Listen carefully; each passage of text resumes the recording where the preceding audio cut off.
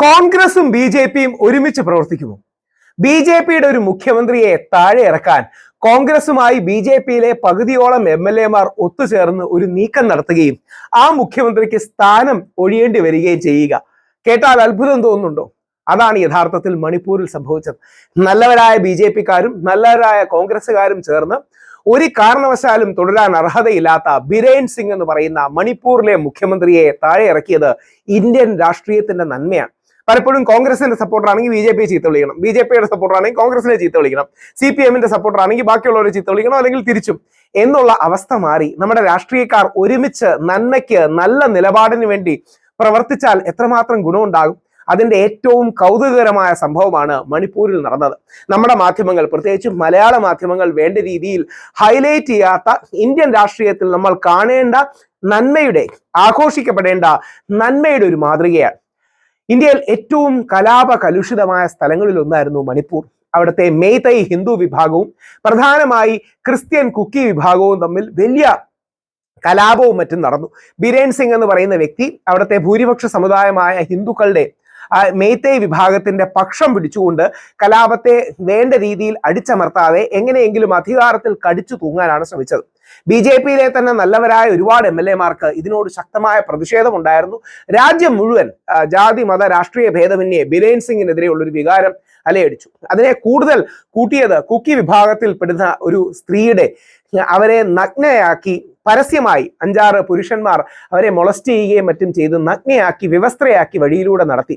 ഈ സ്ത്രീ ഒരു പട്ടാളക്കാരന്റെ ഭാര്യയായിരുന്നു എന്നാണ് റിപ്പോർട്ടുകൾ വന്നത്. പ്രധാനമന്ത്രി ശ്രീ നരേന്ദ്രമോദിക്ക് പോലും പ്രതികരിക്കേണ്ടി വന്ന, അദ്ദേഹത്തിന് പോലും വേദനയും വിഷമവും പ്രകടിപ്പിക്കേണ്ടി വന്ന ഒരു അവസരമായിരുന്നു. പക്ഷേ ഏതെങ്കിലും രീതിയിൽ അധികാരത്തിൽ കടിച്ചു തൂങ്ങാൻ ബിരേൻ സിംഗിന് കഴിയുകയുണ്ടായി. ജൂൺ 30, 2023, ഏകദേശം 1.5 വർഷങ്ങൾക്ക് മുമ്പ് ഇദ്ദേഹം ഒരു രാജി നാടകവുമായിട്ട് രാജ്ഭവന്റെ മുമ്പിലേക്ക് പോയി. എന്നിട്ട് ഇദ്ദേഹത്തെ അറേഞ്ച് ചെയ്ത കുറെ മെയ്തൈ വിഭാഗത്തിലെ ആൾക്കാരെ കൊണ്ടുവന്ന് ഒരു കാരണവശാലും രാജി വെക്കരുതെന്നൊക്കെ പറഞ്ഞ് ഇദ്ദേഹത്തിന്റെ രാജിക്കത്തൊക്കെ കീറിക്കളയുന്ന വലിയൊരു നാടകമൊക്കെ ഉണ്ടായി. ഒരുപാട് കാലമായി ഇതൊക്കെ നാടകമാണ്. വേണ്ട രീതിയിൽ ഒരു സംസ്ഥാനത്തെ സംരക്ഷിക്കാൻ ഒരു മുഖ്യമന്ത്രിക്ക് കഴിയുന്നില്ലെങ്കിൽ അത് സംസ്ഥാനത്തിലെ ഏത് വിഭാഗമാണെങ്കിലും, ഹിന്ദു ആണെങ്കിലും മുസ്ലിം ആണെങ്കിലും ക്രിസ്ത്യൻ ആണെങ്കിലും നിരീശ്വരവാദി ആണെങ്കിലും ജൈനനാണെങ്കിലും ജൂതനാണെങ്കിലും ബൗദ്ധനാണെങ്കിലും നമ്മുടെ ഇന്ത്യക്കാർ അല്ലെങ്കിൽ സിഖ് ആണെങ്കിലും നമ്മുടെ ഇന്ത്യക്കാര് ഓരോ സംസ്ഥാനത്തുള്ളവരെ സംരക്ഷിക്കാൻ നമ്മുടെ മുഖ്യമന്ത്രിയും പ്രധാനമന്ത്രിയും എല്ലാ ഭരണ സംവിധാനങ്ങളും ബാധ്യസ്ഥരാണ്. അപ്പോൾ ഇദ്ദേഹം എങ്ങനെങ്കിലും അധികാരത്തിൽ കടിച്ചു തൂങ്ങാനാണ് ശ്രമിച്ചുകൊണ്ടിരുന്നത്. സുപ്രീം കോടതിയുടെ അടക്കം വിരുദ്ധമായ പരാമർശങ്ങൾ വന്നിട്ടും ബിരേൻ സിംഗ് അധികാരം വിട്ടൊഴിയാൻ തയ്യാറായില്ല.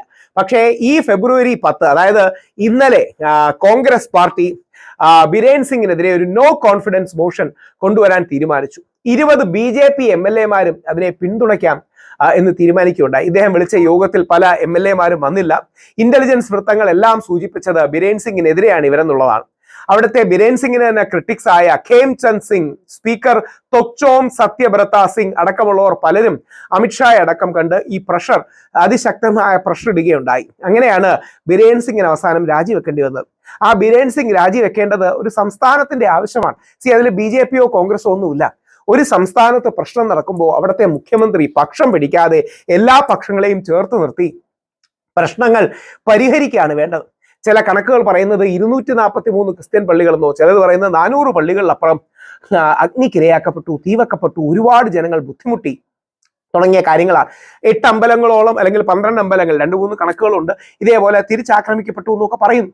ഒരമ്പലവും ഒരു പള്ളിയും ഒരു മനുഷ്യനും ജീവൻ പോയാൽ പോലും അത് വളരെ പ്രാധാന്യമുള്ളതാണ്. അവിടെയാണ് വിദേശ ശക്തികൾ അടക്കം മണിപ്പൂരിൽ ഇടപെടാൻ ശ്രമിക്കുന്നു എന്ന വാർത്തകളൊക്കെ വന്നു.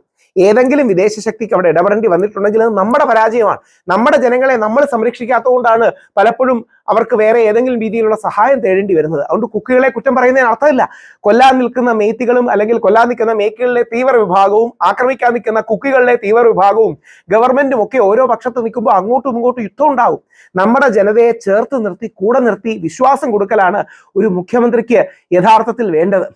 അവിടെയാണ് ഗാന്ധിജിയൊക്കെ പണ്ട് ബംഗാളിൽ കലാപം ഉണ്ടാകുമ്പോൾ, ഹിന്ദു മുസ്ലിം കലാപം ഉണ്ടാകുമ്പോൾ ചെല്ലുന്നെങ്കിൽ അവിടെ ചെന്ന് നിങ്ങൾക്ക് കൊല്ലണമെങ്കിൽ ആദ്യം എന്നെ കൊല്ലൂ എന്ന് പറയുന്ന ഒരു രാഷ്ട്രീയ നേതാവോ ഒരു ആത്മീയ നേതാവോ അല്ലെങ്കിൽ ഒരു നേതാവോ ആണ് ഈ രാജ്യത്തിന് ആവശ്യം. പകരം പക്ഷം പിടിച്ച് അവിടെ അധികാരത്തിൽ കടിച്ചു തൂങ്ങാൻ നോക്കിയ മുഖ്യമന്ത്രി ബിരേൻ സിംഗിന് ഇറങ്ങേണ്ടി വന്നത് ഈ രാജ്യത്തിന്റെ നന്മയാണ്. അവിടെയാണ് BJP-യും കോൺഗ്രസിനെ അഭിനന്ദിക്കണം.